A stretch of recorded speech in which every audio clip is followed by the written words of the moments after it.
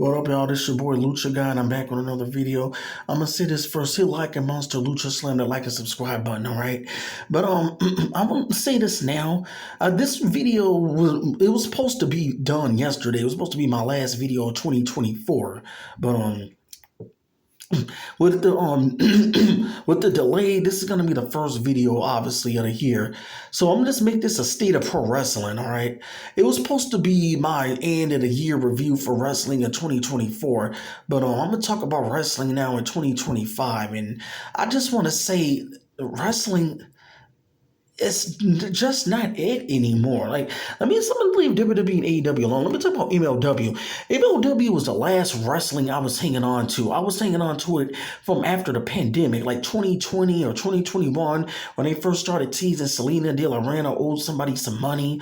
They said it was a dangerous man back from Boyle Heights in California.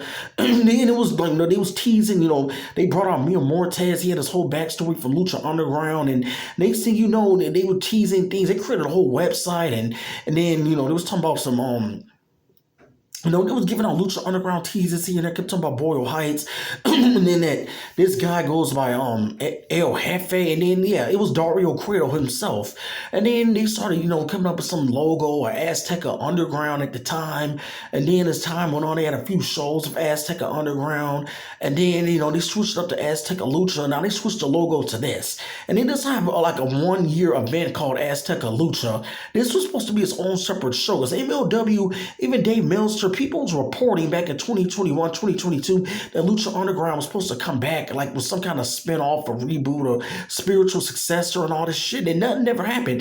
Like, I'm gonna say this, in 2025, if we don't get a real Azteca Lucha, like something, if they're not gonna pull the plug on whatever they're trying to do for real and quit horse farting and shit around, they need to just leave it alone, all right? They got the actor, this Dario Cueto. He's been there a few years now.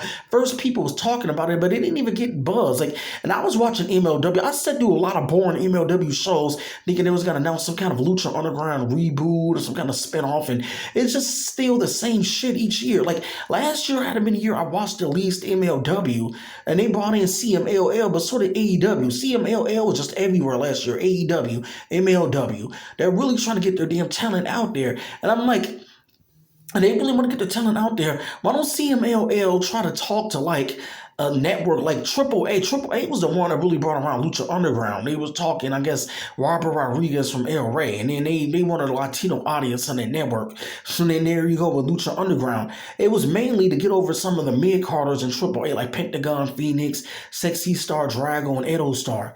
And then in the end, it was just more of ex-WWE guys. They kind of got the rub, like Johnny Mundo, Jack Swagger, it was guys like that in the end. And speaking of which, and that's like what the fuck AEW is. Like, you people can't even say AEW is doing good. I've heard that like forever.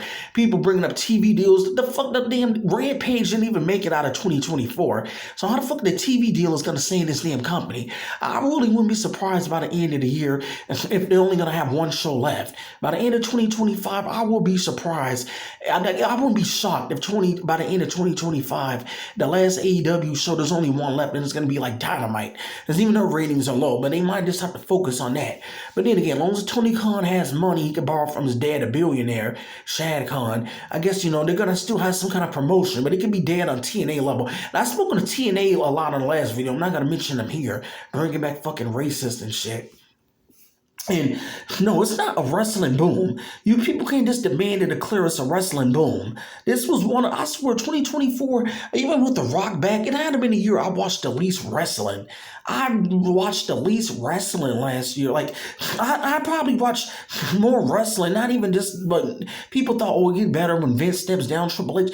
He didn't do nothing shocking. Everything he did, the Judgment Day still being pushed, the Roman Reigns thing going on, the Bloodline and Tribal Chief stuff, Cody being, Vince would have still made Cody champion anyway. That stuff was going on under Vince's watch. What did Triple H really do that was, a boom period ain't just because there's new management now. Like, what the fuck is, like, some of y'all need to look up what a boom period is. You can't just demand it's the boom period because you enjoy the product. There might be a ticket sale boom, but it's not a boom period. A boom period is when like wrestling is hot and everybody in public's talking about it. Like some of y'all probably went around in the late 90s, early 2000s, because I sure as hell remember when I was a small kid now. Everywhere when I went out, people wore DX Suck It jerseys.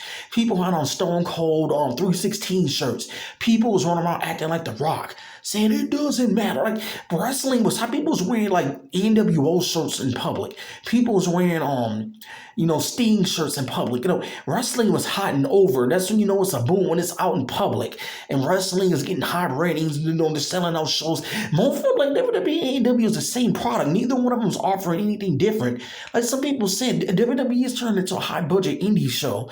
It had to be one of the worst years last year I didn't sat through. And I didn't really even watch WWE. I tried to get into WrestleMania season. It was cool because The Rock. Imagine if The Rock wasn't there. What could y'all even say was good about that show?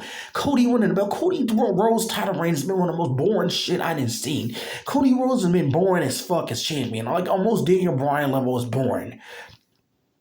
I mean, I see CM Punk back, but to me, if CM Punk would have returned more around 2019, I probably would have cared more back then. I didn't even give a fuck as much as I wanted him to return. He returned at a point where I thought the product was just dry and bland as shit. What I've been caring about more, and it's not even wrestling, like, I've been caring more about, like, shows like The Penguin. And I want to make this announcement now. I'm going to talk about this next on maybe my next video. 2025 will be a new outlook for me in this channel. There's probably going to be more or less wrestling videos this year. I'm going to try to talk about movies. I will review Den of Thieves 2.